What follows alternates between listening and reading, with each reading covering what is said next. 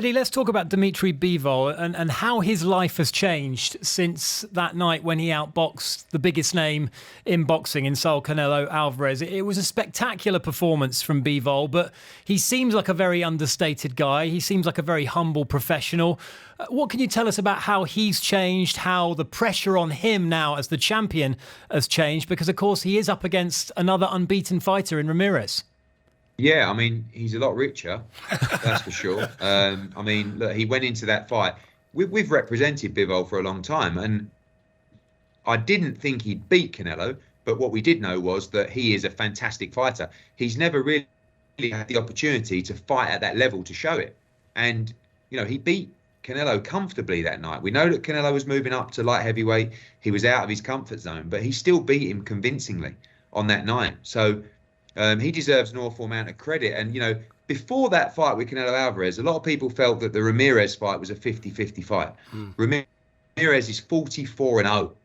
He's a former super middleweight world champion. He's an outstanding Mexican fighter. It's a great fight, but obviously the confidence has got to be with Dmitry Bivol right now. He's just beaten the pound for pound #1 and has become one of the biggest stars in the sport in the process. I've got just a quick word on Canelo if we can, Eddie, because we are looking ahead as well in the next couple of weeks to that trilogy fight with Triple G. There's a lot of bad blood there, we know that, but I wonder, with Canelo coming off that defeat to Bivol, is there a question mark, or simply put, is Triple G just too old against a fighter now of Canelo's calibre? I think that this fight, Canelo against Triple G, is really fascinating because you actually start to think as the fight draws closer, there's actually a lot of pressure on Canelo Alvarez here. Yeah. You know, he's just coming off a defeat. Some people start to question him a little bit, which might be ridiculous. Triple G starts looking younger by the day. And then you're convincing yourself, actually, are we on for what I guess you'd call an upset, but maybe some wouldn't. But then you start thinking about how good the first fight was, how good the second fight was. And then you start getting so excited that on 2 weeks this Saturday, Canelo and Triple G are about to face off once again in a trilogy which I feel will be the best of we've seen. I think it's a much closer fight than people are anticipating. I don't believe it will go 12 rounds. I think both guys can't stand each other and they will go toe-to-toe at the T-Mobile Arena on September 17th. With regards to Canelo's future plans, Eddie, are we expecting a renewed assault on the light heavyweight division? Did that shock him, that kind of matchup when Bivol was clearly the bigger man in the ring and was able to, you know, dominate certain areas of the fight because of that? Is a rematch with Bivol an inevitability in your eyes, or is Canelo going to seek a different path? It's definitely what Canelo wants. You know, he wants to avenge that defeat. It's not really about the division. It's not really about the title. It's just about beating the guy that beat him. And, you know, both guys have got to get through tough fights. Excuse me. You know, firstly, you've got Dmitry Bivol has to beat Ramirez and Canelo Alvarez has to beat Triple G. But I feel like if they're both triumphant, I think you're going to see the rematch of that fight. It's Abu Dhabi up in lights on November the 5th. It was Jeddah up in lights a couple of weeks ago, Eddie. It'd be remiss of us not to ask about Anthony. He's been a friend of ours. He's been on our show numerous times. How is he? I know he's obviously gone away now. He's in the shadows. He's probably licking his wounds a little bit. But have you spoken to him? How is AJ? Yeah, I spoke to him a couple of times. He's good. You know, I feel like sometimes when you're under the cosh a little bit, when you're under a bit of pressure, it's good to talk, or it's good to have a little meltdown, if you like. And he clearly had that after the fight. You know, he wanted to win so badly. He was emotional. He was frustrated. And you got to see it raw. You got to see a guy who, you know, literally sort of crumbled in front of the world that night. And the support that he's had has been incredible, because sometimes, you know, you get a star like Anthony Joshua and people say, oh, you know, you never get to see the real AJ, or he's manufactured, or this and that. And then all of a sudden you get to see an Adonis of a man break down in tears.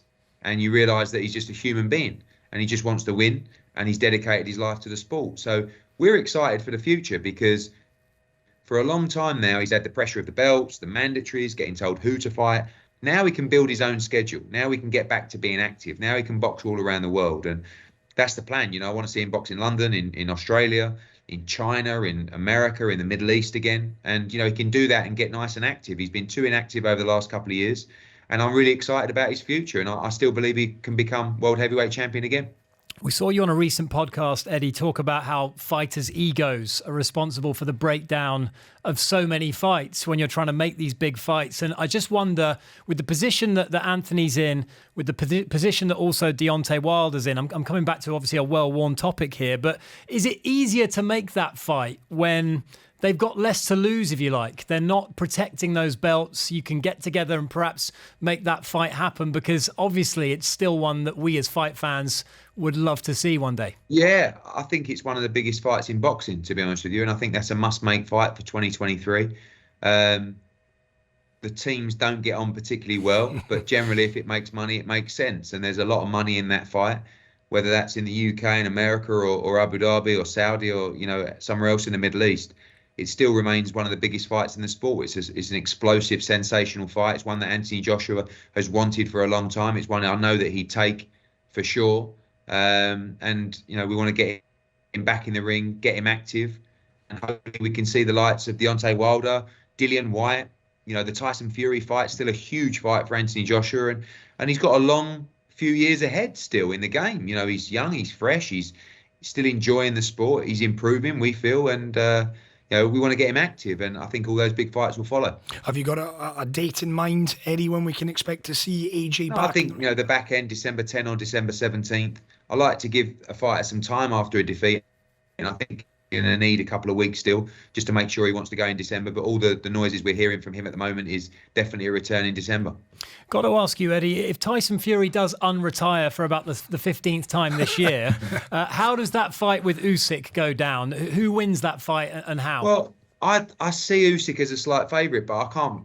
I've bet against Tyson Fury so many times. I didn't think he beat Klitschko. I didn't think he beat Wilder the first time, and he's proved me wrong a number of occasions. He's huge, he's awkward, he's very intelligent, but Usyk's got a great engine and he's a great fighter, and he finds a way to figure it out. But maybe I lean towards Usyk, but I've picked against Tyson Fury so many times. Maybe I should pick him this time. Eddie, last couple from us. I always think you're like Benjamin Button. You get younger with each passing year, not older. I mean, what is it that keeps you going? Because there's no doubt that boxing's in a rude health. It's in a real good place right now, and you seem to be at the epicentre of it all, Eddie. You still enjoying it as much as you did? Yeah, I think that sometimes you can overthink things in life, can't you? I mean, it's my job at the end of the day. It's I'm not good at a lot of things, but I'm good at talking, I'm good at selling, and I'm good at putting on big fights and doing something that I have a passion for. And boxing is something that I have a passion for. Sometimes it's tiring and I'm flying around here and there, but at the same time, I'm looking at these events thinking, how lucky am I to be even involved in these events, let alone promoting them. And, I always feel that everybody who works in sport is like a failed athlete. I would love to be a sportsman, but I wasn't good enough. But this is the next best thing. So, I'm very proud of the team at Matchroom and the business that our family has built. And we're getting bigger and bigger and expanding globally at a very fast and exciting rate. So keep it simple, don't overthink things, and just enjoy what you're doing. If you love what you do, you'll never have to work another day again in your life. Finally, Eddie, if you could make one fight, let's say next year, the remainder of this year is pretty much set, but if you could make one fight in 2023, what would it be? I think it would still be AJ against Fury. I think I'll lose count of the amount of people that stop me in the street asking when that fight's going to happen. And, I know that AJ lost to Usyk, but it's just the fight that the British public and the world public still want to see. So I do believe that fight will happen one day. But, the main thing now is to get AJ active.